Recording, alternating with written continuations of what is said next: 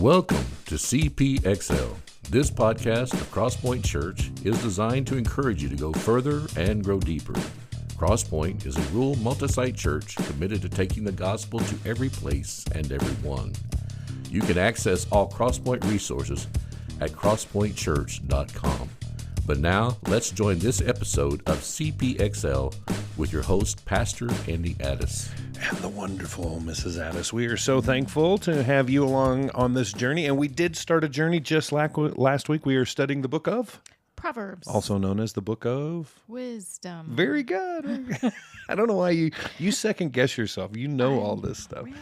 But yes, we're studying this book of wisdom. And last week we started with a challenge to just kind of get it under our belt. We looked at Proverbs 1:7 as the path to wisdom.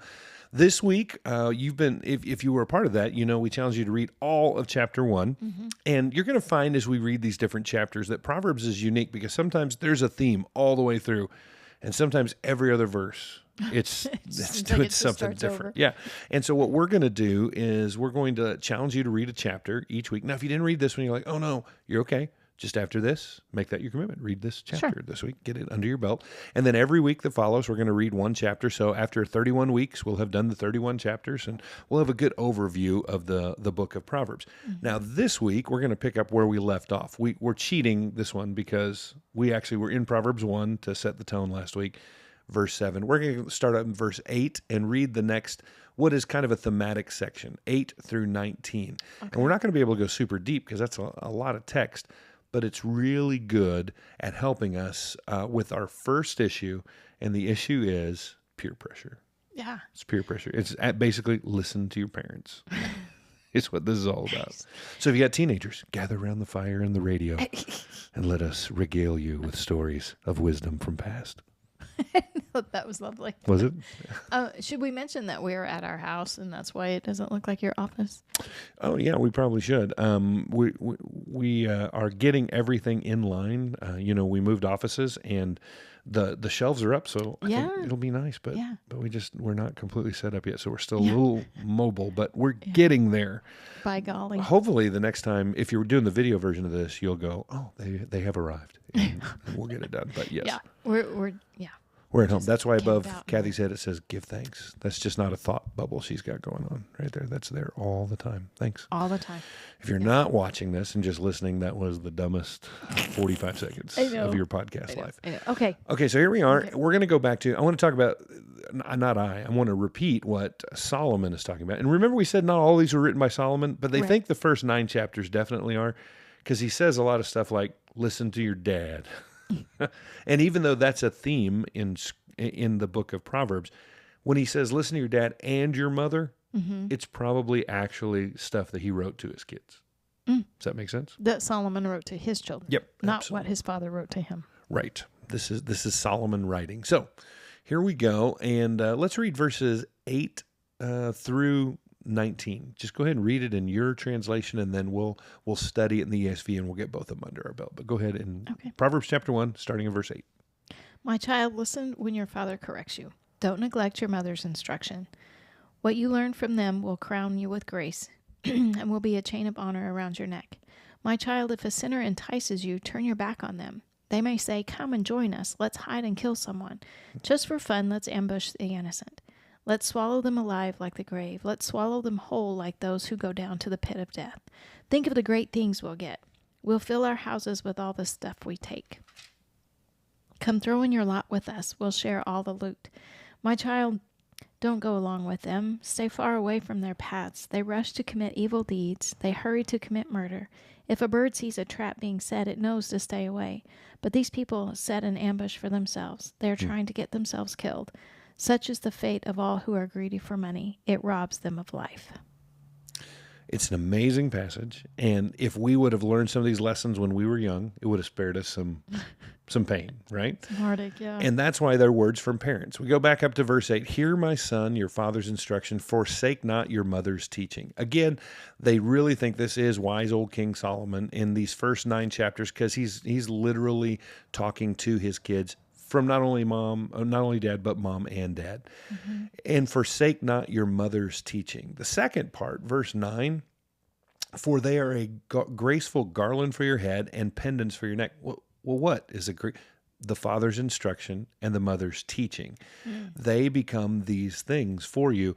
So in other words, he's saying, if you will listen to wisdom and apply it, you're going to look good. I mean, that's the garland for the head is, some kind of head dressing. In Greek times, it would have been the laurel wreath. Yeah, but, like the Olympians wore. Yeah, exactly. But a garland is just some kind of head dressing. And then a pendant is a necklace. It's like just dressing you up. Wisdom dresses you up. There's nothing uglier than stupid. That's my quote. There's nothing uglier than stupid. I mean, it just looks foolish, and everything about it is not appealing. But there's something about wisdom, something about the smart answer. That's why you love all those videos where you got a million people doing something stupid and one guy does it right. Those are the things that go viral because it's like that guy right there. Look at that guy. And so he is saying, "Hear, my son." And by the way, hear. Can we just talk about that for a second?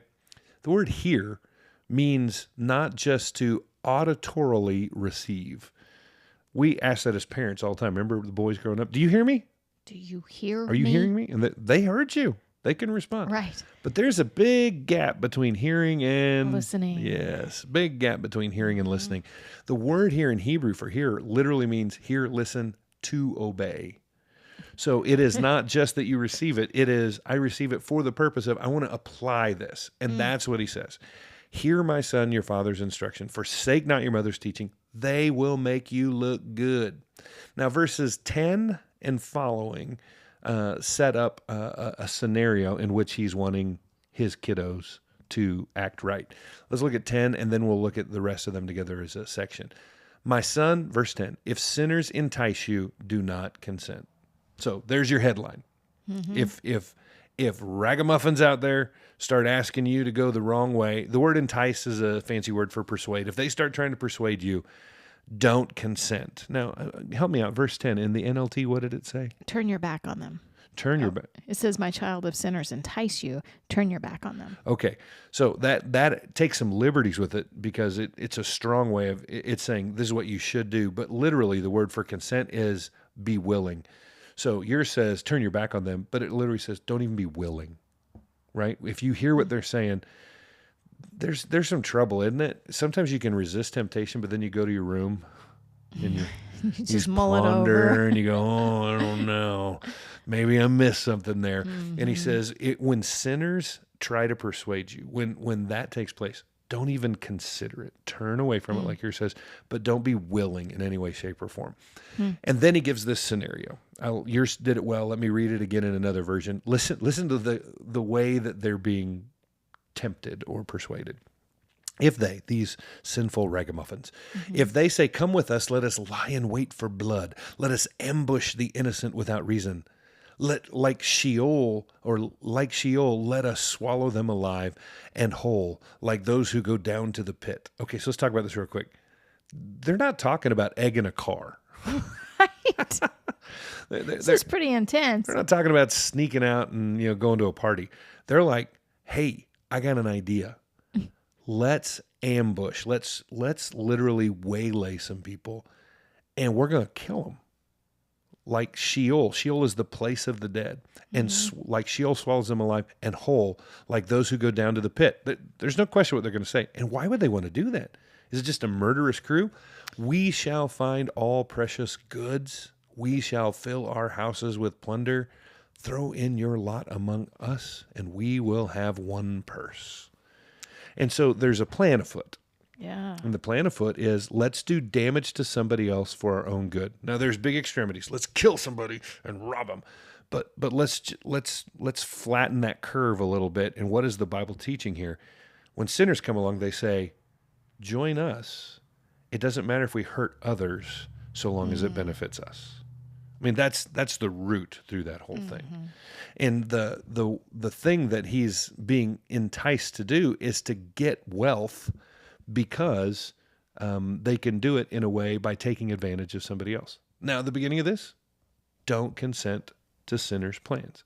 So we have this plan, and there's really not a lot to look, if you need some teaching out of this, don't ambush people. It's a solid first start. Don't kill people. Also good. And don't take their stuff. Okay, so these are 3 bad things. We okay with I that? think that's a great plan. But you need to understand, those verses are there to kind of give some ambiance to Solomon's teaching. He's like giving an example of, listen, don't do what your idiot friends are doing. Don't get out there and, well, if all my friends are jumping off the bridge, if all your friends, you know what I'm getting at. And so he gives this example of something that can happen. But then he comes back and says, instead, here's what I want you to do. And the instead comes in verses 15 and following. My son. I'm going to emphasize words because I want you to see the connection there. Okay.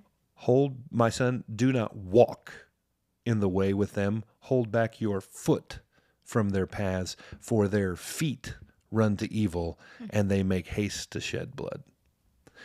So there's obviously a theme there. He's walking, footing, feeding, right? And basically, to stay away from this, his first word is, don't even be near them. Right? It's not just a matter of standing strong and saying no and doing the right thing. He says there's some dummies out there, and we're just talking about the foolishness, right? Wisdom versus foolishness. Right. There's some dumb actions out there. There's some dumb actors out there. And the first thing is to walk away, to keep your foot from their paths, for their feet run in the wrong direction. And isn't that half the battle? If you could just stay away from stupid won't get on you. Yeah. Right? I'm wearing a white shirt. Is it white? It's cream. Cream, okay. So it's white to me. Close enough. And I've been worried all day long, since the moment I put it on, that everything I eat is going to mark this thing up, because I'm notorious. I'm not very good at that. Yeah, it's true. Yeah, okay, you're agreeing with that. Sorry, I thought you were going to correct me and say, no, you're much better. But anyway. You're good. There's another verse about not lying. Let me help you out. But this white shirt, the only way for me to keep this shirt safe is to not let it around barbecue sauce or salsa. I was going to say, take it off before you eat. That's the only way. And so what he's saying here is that, and this may sound so simplistic, Annie, I know this, then do something about that. Right. If you're really going to listen to mom and dad, if you're going to wear that wisdom like a pendant or a garland, then when you know that place causes you to stumble, or those people cause you to go in a wrong direction, or that circumstance is something that trips you up. Or that website causes you. The website that causes you to stumble. The song that causes you to think the wrong thing. Yeah. Even the time of day to be alone. I've heard this before. When they start getting angry about the same things and they dwell in the same conversation over and over. If you know that is the marker, if you know those feet run towards evil, don't walk there. Yeah. Hold your foot back from that path. And so the first thing he says is just get out of the mess. Pull yourself out of the danger zone. That's wisdom. Yeah. It's wisdom. It seems so simple, but it's clearly not, or we wouldn't need to be reminded of it over and over. Right. And we think more of ourselves than we ought. Like, I can handle it, or it's just this, or it's just that. But the wisest man on the face of the earth told his son, if this happens, don't even walk the same path. Get away. And that's why walk, foot, feet. I mean, it's there. They make haste to shed blood. And then he goes on. This is another thing we're going to have to look out for in the book of Proverbs. King Solomon and other writers use multiple metaphors, and they just slam them into each other. It's my kind of guy. Yeah. Well, correct metaphors, not mixed metaphors in the sense that they're mixed up, but he will mix metaphors, 2 different metaphors. So he's got this metaphor of lying in ambush for people, and then look at verse 17. For in vain is a net spread in the sight of any bird. What? Yeah, it totally makes sense to me. But these men lie in wait for their own blood. They set an ambush for their own lives. So in other words, Solomon's giving birds credit. If you lay a net out for a bird's like, I am not going on that. I know what that is. Right. Why would I do that? But he says that when you hang out with people like this, they're like people who aren't smart enough to catch a bird, but the net that they lay out is going to catch themselves. So you see, he's mixing those 2 together. They're independent metaphors, but he comes and says that not only are their feet running to evil, and you should avoid that, they are literally tripping themselves up. that leads to the very last verse. And the last verse says what? Such are the ways of everyone who is greedy for unjust gain. It takes away the life of its possessors. Wow. Now, that's a second teaching. The first one for them is just get away from them. Don't have anything to do with them. There's nothing good about what they're doing. They're tripping themselves up. And how are they doing that? Here's the second lesson.